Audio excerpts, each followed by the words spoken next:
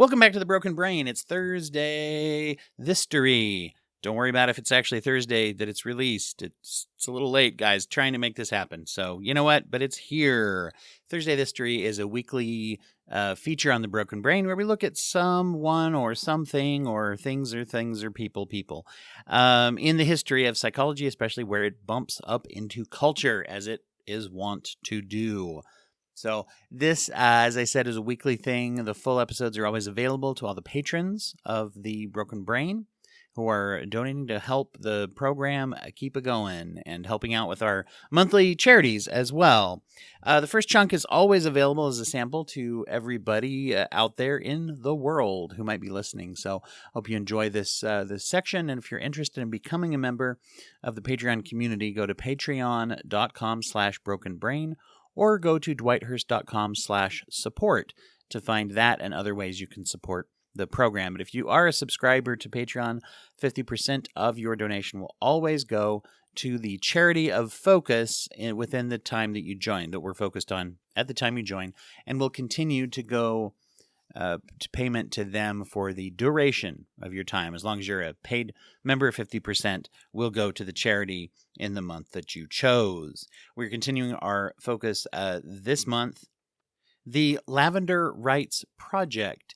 You can go to lavenderrightsproject.org, that's all one word, to learn about a nonprofit that helps Black trans individuals through providing legal help, legal advocacy, community organizing, even helping with supportive housing, and those that are navigating the legal system. They are a Black trans feminist organization that are committed to dismantling oppressive systems that get in the way of things. So once again, lavenderrightsproject.org. And if you are a donor, become a donor this month, then 50% of your donation will always go to the Lavender Rights Project. Now, as I often do when there is a month of focus, social focus on any area, with it being Black History Month, it always gets me wondering what kinds of history I was not taught growing up in America, the US of A, particularly as a white person. And so I always like to go and look into things, and I thought I would share some of my findings of things with y'all. Today I'm going to share with you the story of a psychologist, teacher, and school administrator in the early 1900s.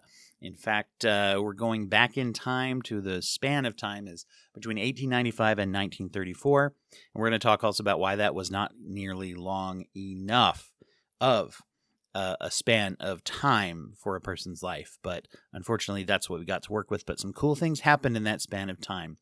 Dr. Inez Beverly Prosser was a psychologist, teacher, and school administrator who worked at a time when there was not a ton of opportunity for people, for women, for Black individuals in the U.S. She was born in 1895.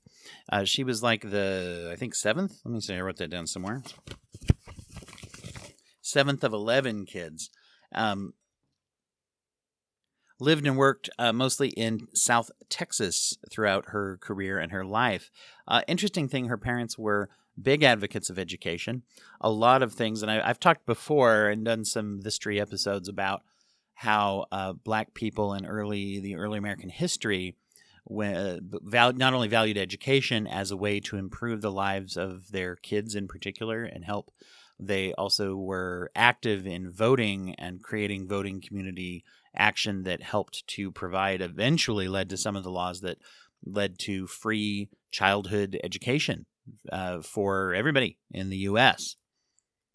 So anyway, her parents, since they did value education, they actually would move as educational opportunities became available for their kids. And they particularly did focus on Dr. Prosser. She wasn't Dr. Prosser at the time, but when she was a child.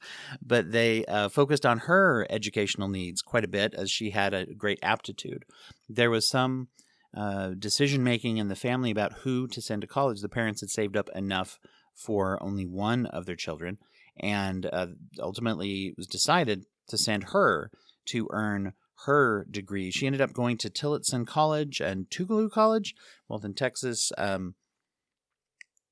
and teaching training and teaching degree from Prairie View Normal College is what it was called at the time. How about that? Normal College. That's a good name. I like that. But it's now called Prairie View A&M. And so she was valedictorian at that school. I'm going to go back and contradict what I just said. I apologize. She was a teacher. She was faculty at Tillotson College. She actually earned her bachelor's degree at Samuel Houston College or Huston College. I don't know how to pronounce that. That's Huston, I think.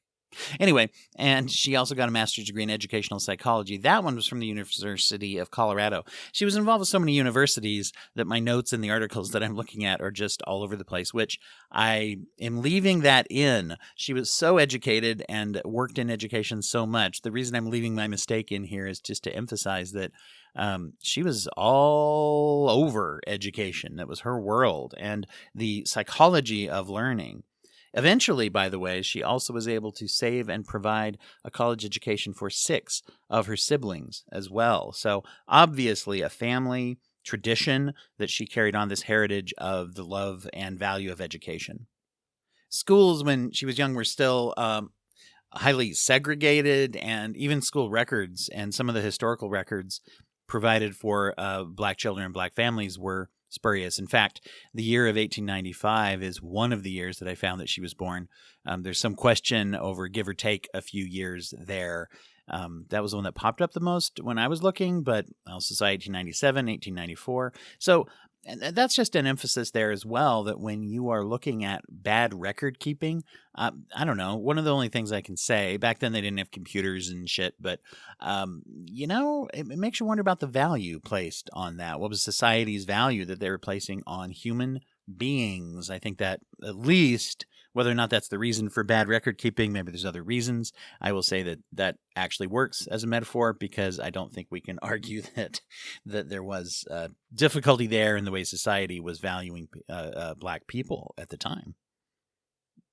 Now, not only was she educated in segregated schools, but she returned and taught. She went to Yoakum. That's a Texas town somewhere. Anyway, but she taught in segregated schools in that school district. She eventually became an assistant principal at Clayton Industrial School in Texas, and then she moved into a long-term, more full-time position that was more secure at a high school in Anderson, Texas, I believe. Anyway, she taught English. She coached spelling competitions. She was in charge of an interscholastic league, an organization that sponsored events for Black high school students in athletic and academic contests throughout the state. You could tell I was reading that, by the way. That came from an article called Inez Beverly Prosser and the Education of African Americans that you can find in the Journal of the History of the Behavioral Sciences. It's written by principal author Ludi Benjamin Jr. She earned, eventually, because of the teaching that she was able to do in college, as she moved into becoming college faculty, she got more opportunities for education and eventually earned her PhD in psychology at the University of Cincinnati. That was in the year 1933, which is going to come in a little bit of a sad way in the story coming up. But let's highlight that for a couple of key points there. She was, first of all, the very first Black woman in the U.S. to earn a PhD in psychology. During the time that she held a master's degree in education, and when she got into studying psychology as well, she also was able to work with her husband, Albert. They worked and established a private practice that was providing education and support for children in particular. She was also involved with some of the most pivotal legislation that existed to help Black children in education in the U.S., the history of the U.S. And that is where, unfortunately, we are going to stop for the main feed, and we will continue over on Patreon. Thanks again, everybody, for listening. Please share this, and if you would consider helping us to keep the broken brain cells on here at the podcast, and you're interested in supporting our nonprofit of note, go to patreon.com/brokenbrain, as I said before, and join. So love y'all, and we're pivoting now into just you patrons.